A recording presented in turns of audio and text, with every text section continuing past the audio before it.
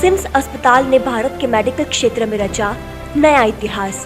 CIMS अस्पताल के विशेषज्ञ डॉक्टर केयूर परीख ने प्रमाणित किया कि भारी कैल्सिफाइड कोरोनरी ब्लॉकेज के मरीज पर शॉक वेव इंट्रावस्कुलर लिथोट्रिप्सी यानी कि शॉक वेव IVL के साथ इलाज किया जा सकता है।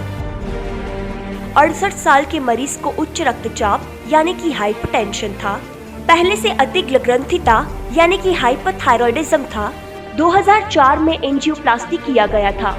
हालांकि अत्यधिक कैल्सिफाइड युक्त कोरोनरी धमनी के कारण बलून से नली खुल पाना संभव नहीं था। इस प्रकार रोगी को एंजियोप्लास्टी के लिए 13 जनवरी 2020 को डॉक्टर केयूर परीख द्वारा DCGI अथवा CE अनुमोदित इंट्रावस्कुलर लिथोट्रिप्सी यानी कि शॉक वेव थेरेपी का उपयोग करके सलाह दी गई।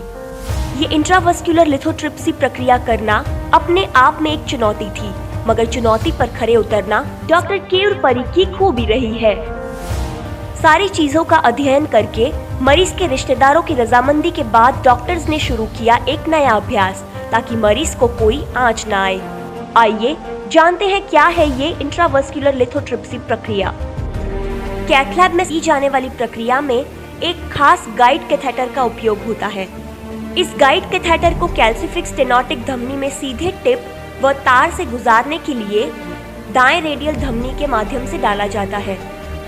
शॉकवेव बलून में अनुपात 1:1 के अनुसार आकार दिया जाता है। लक्षित कैल्सिफाइड वाहिका की दीवार में डालने के बाद वाहिका दीवार के लिए नियुक्ति और सुनिश्चित करने के लिए बलून को OCT द्वारा अनेक बार तक फुलाया जाता है। शॉकवेव इंट्रावस्कुलर लिथोट्रिप्सी ध्वनि तरंगों और लिथोट्रिप्सी के सिद्धांत का उपयोग करता है, जो कम दबाव पर बनाया गया है और जमे हुए कैल्शियम को जड़ से चुनौती देता है। शॉकवेव को एक अद्वितीय पल्स जनरेटर के बटन को दबाकर संचालित किया जाता है, जो सिस्टम के कंसोल से केवल 30 से 40 सेकंड में जुड़ा होता है और सुरक्षित डिवाइस बटन के थोड़े दबाव के साथ कैल्शियम को चुनौती देने की अनुमति देता है। बस फिर क्या, एक और बार सिम्स अस्पताल के डॉक्टर केयूर परीख ने 68 साल के मरीज की बढ़ाई जीवन रेखा।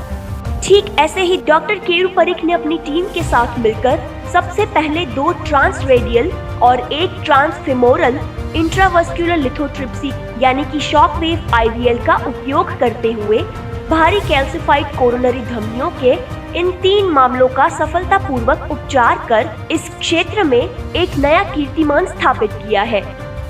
सिम्स अस्पताल के डॉक्टर केयूर परीख ने बताया कि शॉकवेव इंट्रावस्कुलर लिथोट्रिप्सी वास्तव में एक बहुत बड़ी जीत है और हमें इस सफलता पर बेहद गर्व है कि ये 2 ट्रांसरेडियल और 1 ट्रांसफेमोरल शॉकवेव थेरेपी के पहले मामले थे।